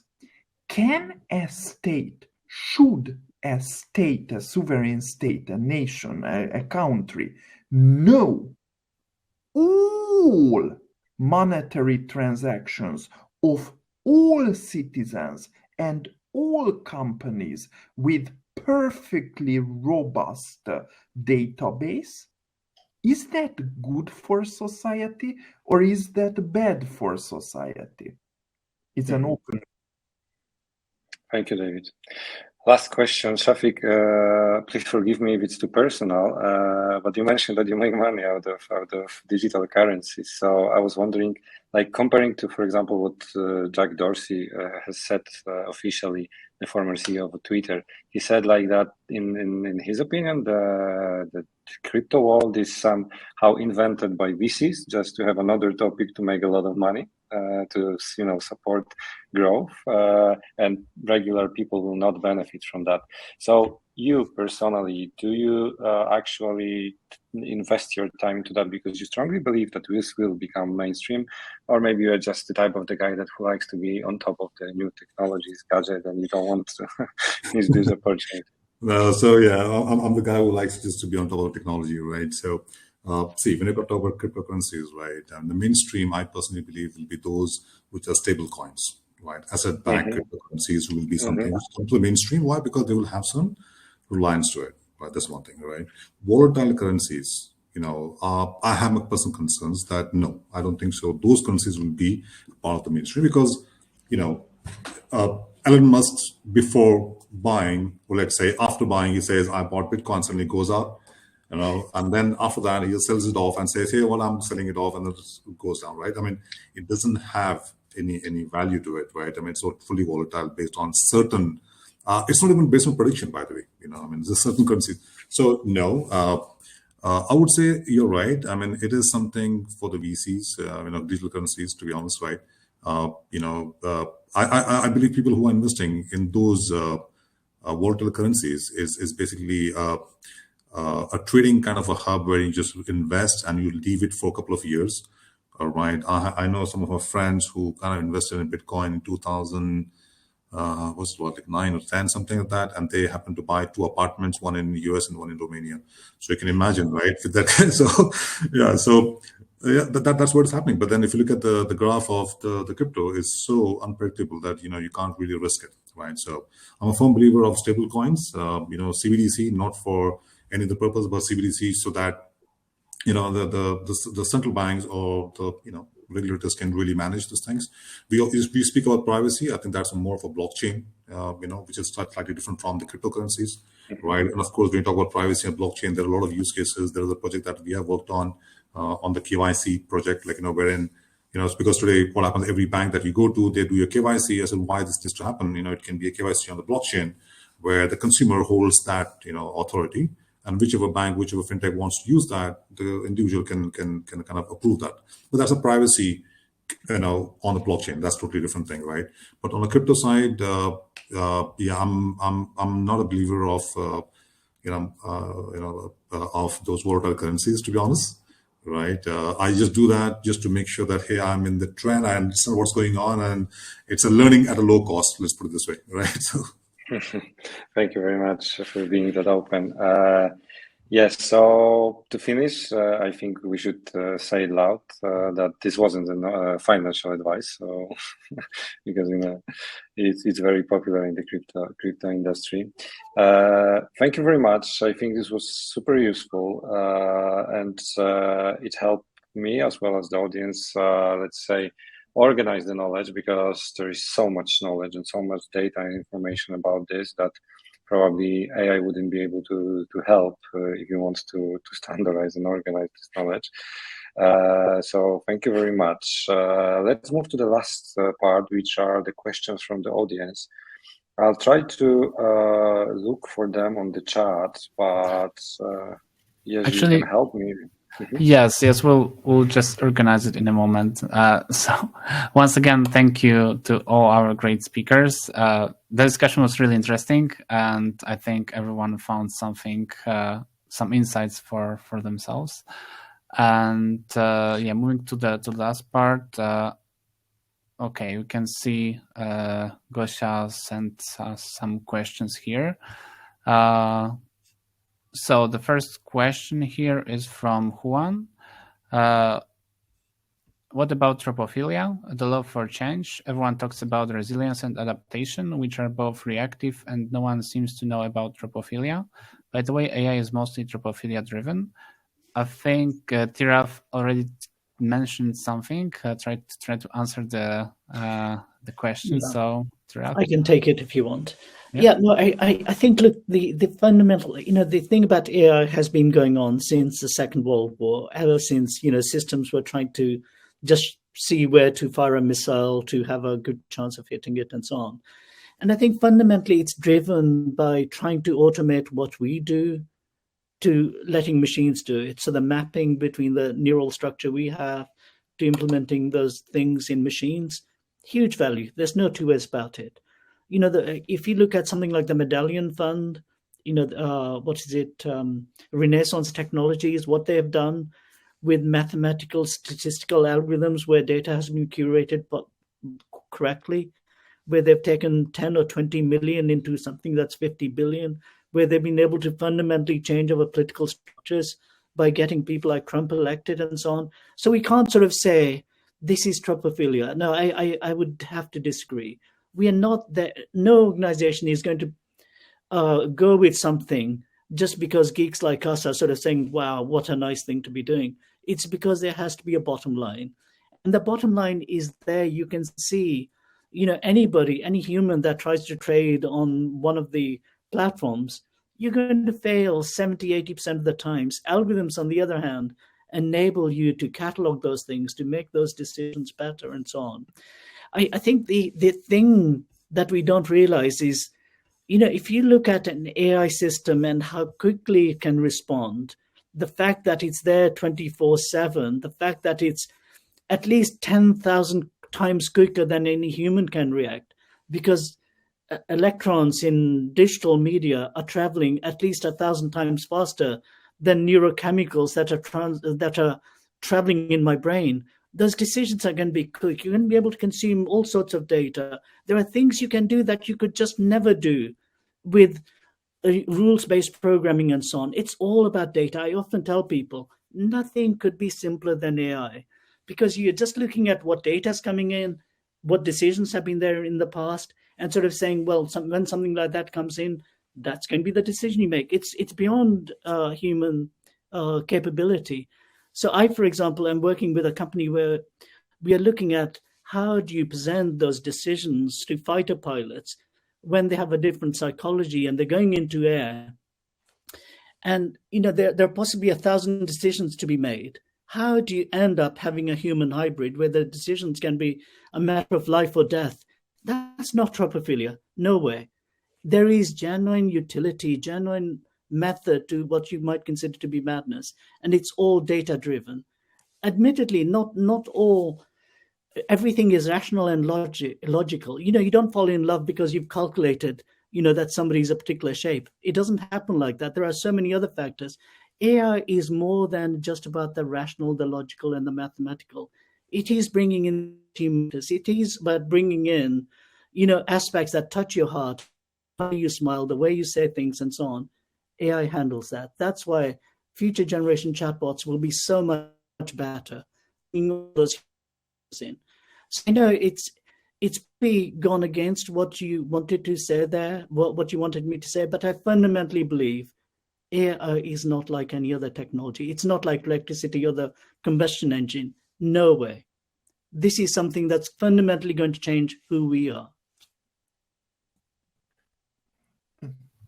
Okay? Yes, I also believe that AI is real, it's relevant, not all the time. I mean, sometimes we overuse this expression, like the AI-propelled table or the AI-propelled fruit juice machine, things like this. Sometimes we inflate this expression a little bit, and that is a mistake.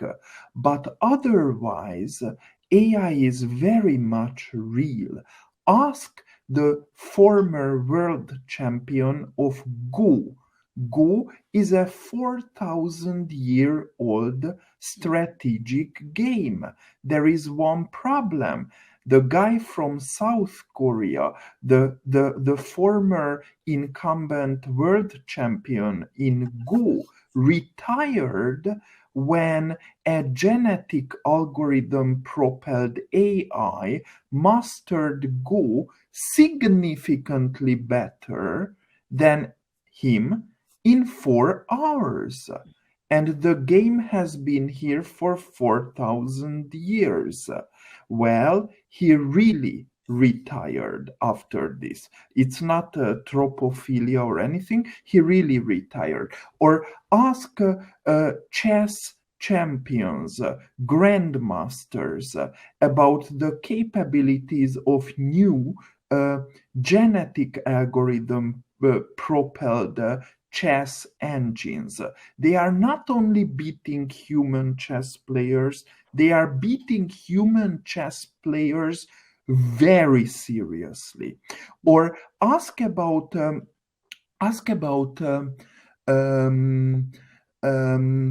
well, there are many other cases. There was something very important in my mind, but it escaped my mind. Another example where it's very real. But the bottom line is simple. AI is very real, and there is no other solution than to learn about it and to embrace it, but to embrace it in an ethical and safe way. Questions about ethics and safety will come when we go to the territory of artificial general intelligence. That will be a game changer. I think that's a really good point you make, David. We humans are afraid of the stranger. That is just our very nature. And nothing is stranger than AI. Because to have a machine that's better than any human, it's difficult to comprehend. No human can beat. I mean, you try playing chess on your Apple Mac and give it 1 second to think, and you can take 10 minutes. It'll still beat you. Most people, 99% of the people. Yeah. So, I think, that the thing that we need to do is to get familiar with the stranger. And that stranger is going to be good to us. There's no two ways about it, because at the moment we don't have those vectors which sort of says a machine suddenly jumps up and sort of says, I'm going to shoot you. There isn't that aspect about I am in a machine, but that a machine can be conscious. No two ways about it. I show it in the book, how you make it, about hypothesis generation, counterfactual synthetic data. Already machines are discovering drugs that no human could. Many of the discoveries in new medicines are by machines using AI. That's real progress. That's not, just a tropophilia. It's that they can see, these ontologies I talk about, they can see which molecules worked in a particular way, and they can begin to construct from research papers what combination of molecules, what those ontology, what group of objects need to come together to make a new medicine. And they're getting there. So many of the new patents are going to be allocated to companies that ended up coming up with those algorithms. So I think in terms of machines being conscious, no two ways about it. We already have machines that are conscious, not in the way we know it, but in terms of the reason we believe we are conscious is because we generate more than a thought a second, a hypothesis a second, and we are testing it out and sort of saying, what should I say to make people feel good about me? Machines can do that far better. Yeah, so it's not that. I firmly believe this is a game changer. Very, very interesting point. Okay, I guess we can move on to the second question here. It came from Howard. We seem to talking a lot about what. I'm more interested in how. Can you give an outline methodology for the complete life cycle, soup to nuts, for an AI project in Fintech? Yeah, sorry, if I may take, because this is something that we think about a lot. So, this is a problem that we were coming up everywhere. At Capita Consulting, where I used to be the director for artificial intelligence, every new business, it's like, how do we make this real? So we came up with what we call the AI periodic table, and it's in my book. It's the first time it's been produced. So it tells you that end to end, from acquiring data to doing the ethics and the governance and the security and the provenance and the lineage, to doing the data ops, to ML ops, to one of 4 types of AI, statistical deep learning, contextualized learning like GPT-3 and Turing and NLG, in terms of website being cognizant as to who's looking at it and the change for the individual user. Yeah, so that's where you're getting that almost that general level intelligence. And Google in their papers sort of say general intelligence is possible just with GANs, generative adversarial neural nets. There are people who don't believe it, but Google say that. So I think that's good enough. And then how do you actually get action in the environment? And then how do you evolve it? So there are companies emerging that will end up altering your algorithms depending on how your environment has changed. The education system, for instance, how it's changed when everybody was under a lockdown. There were no algorithms that took that into account. Why do we die? We die because you can't teach an old dog new tricks. We don't have neuroplasticity nearly enough to be relevant to the new thing and so on. So I think in terms of how we can actually show you that entire end-to-end, it's a pity we can't do a PowerPoint presentation here, but I was going to show my AI periodic table, including the 14 groups, the cloud technologies, the, if you like, frameworks, the languages and so on, how it all comes together to give you, what you want. Yeah. So there are things there. And if you contact me, we can talk through a bit more, or we can arrange another session like this where we can tell people how to do it. Yeah. So just to add to that, I think it's very important is to identify the use cases. The first important thing is to identify the use cases, and then you go into the what and how journey. Because don't just try to introduce AI because you're a fintech and you're doing everything digital, so let's do AI as well. No, use cases are very important, and then back to what Tirath said, then you put down those roadmaps and all. Totally. Okay, thank you. So I think the next question is also kind of connected. What is the best way to get relevant, clean data for new AI-based fintech feature like credit scoring? Is it better to build it from scratch on new data, which can take years, build it on the historical data and face all the problems related with dealing with historical data, or acquire it if it is even possible? Do you want me to tackle it, or does somebody else want to tackle it? I'm willing to go with it. Okay. Look, I think, without data, there's nothing. Everything is data, and data is everything. Even your algorithms are data. When you look at it, even your algorithms are data. So it is true. We are prejudiced. We are prejudiced because we observe things and we learn them, and our neurons got connected up in a certain way. And the reason for those intuition, as I say, is the integration of the chaotic diversity of data. So we get more and more data and we put it into clusters and sort of say, yeah, this person, this gap between their eyes, so that's what their type they are. It's just a thing that we do. And I think that the fact that there is data and the way organizations have behaved in terms of classifying them, of course, that's the first thing we have to adopt. And then we can do certain bits about explainability. Can you explain why it made this decision? When you look at that and it sort of, you feel it's made the wrong decision, you look at the data, which bits, then you can begin to sort of say, I'm not going to use that bit of data, and I'm not going to use data with those parameters. But I think that has to be the first start. You take that data, you put it through your algorithms, you see the decisions it's making, and whether those are the decisions you want it to be making. If they're not the decisions you want it to be making, then the AI explainability, if you like, alibi or whatever, lets you decode that and sort of say, these are the things that ended up, whether it's gender or race, or whether it's, how well certain, those begin to come out. The problem that we have with the data from the past is, of course, it's got that, and then you end up meta tagging it. And meta tagging has somebody's imprint on it. That's the way they viewed it, which is why I sort of say, AI curated data with, universal ontology service is absolutely crucial. One ontology server is DBpedia. It doesn't go nearly far enough. So there's a real reason to extend those things if you're going to make intelligence, become journal level.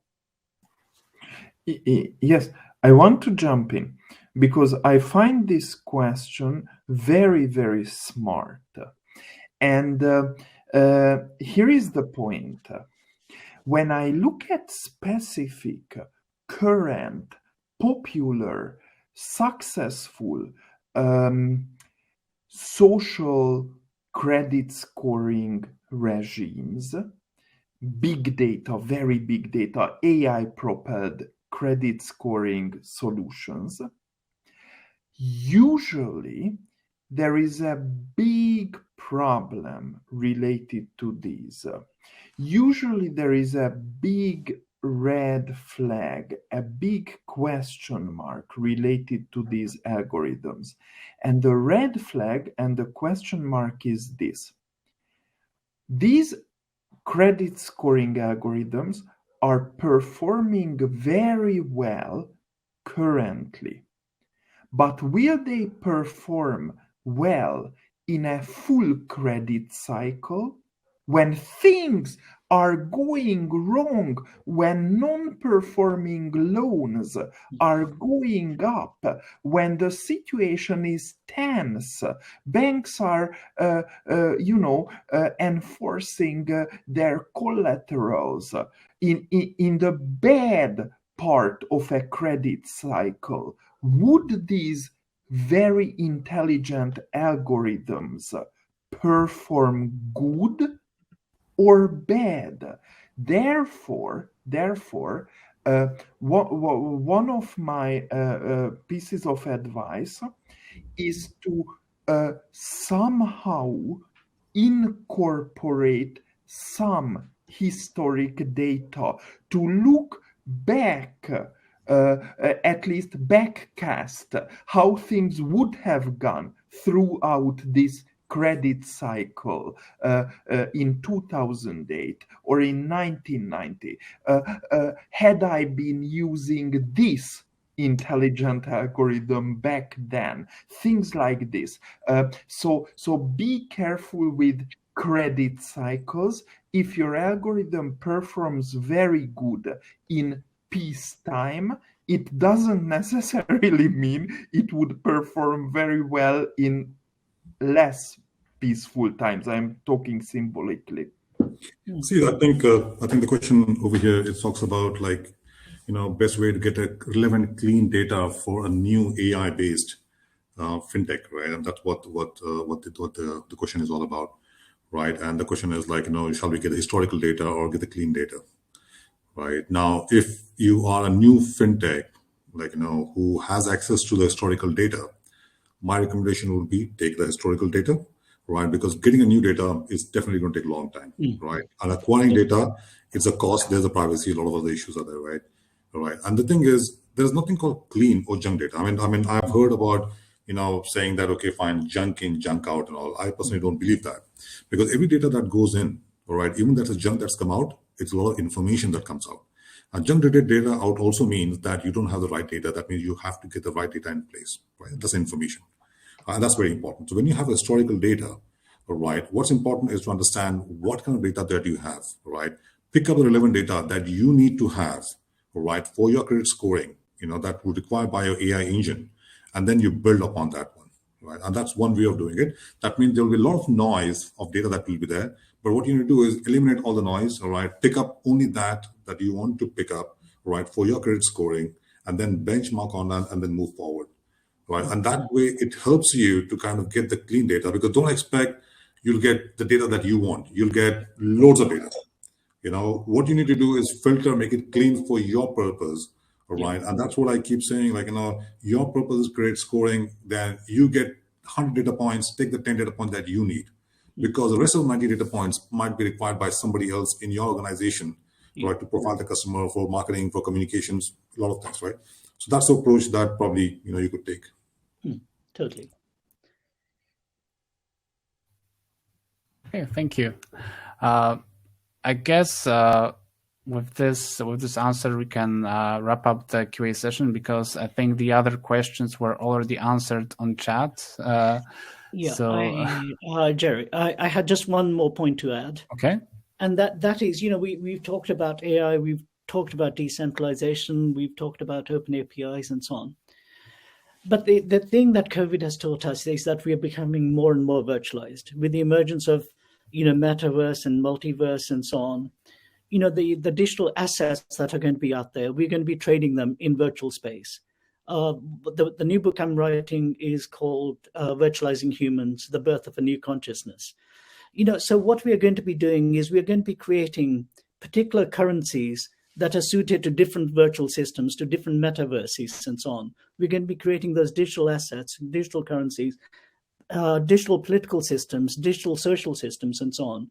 So I think the thing around data and how you end up democratizing it, how you end up sharing it, how you end up monetizing it, is the way that things are going to go. And so it's going to fundamentally affect the way bank goes, because the value of the virtual world is going to be far bigger than that of the physical world.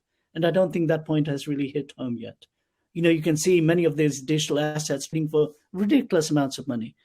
And believe me, they're not ridiculous. Well, once those worlds become real, they are not going to be ridiculous. So I think that virtualization, metaverses, data economy, and so on, it's going to be virtualized. So that's where we're going, and AI is going to enable part of that journey. Okay. Yeah, that is actually a really good conclusion to the discussion. Thank you, Tirath. So if there are no more questions, I guess we can wrap up. I hope you enjoyed it. Please remember to check your inboxes after a few days, because the webinar, the recordings from the webinar will be sent to you. And AI Waves will be also back with more content soon, probably in 2 or 3 months. And if we didn't cover any question that you had in mind, you can reach out to our experts on LinkedIn, and I'm sure they will be more than willing to help you and get back to you with the answers. So I guess that's it for today. A big thank you to all our great listeners, and stay tuned and see you at the next webinar. Thank you. Thank you so Bye. much. Thank you very much.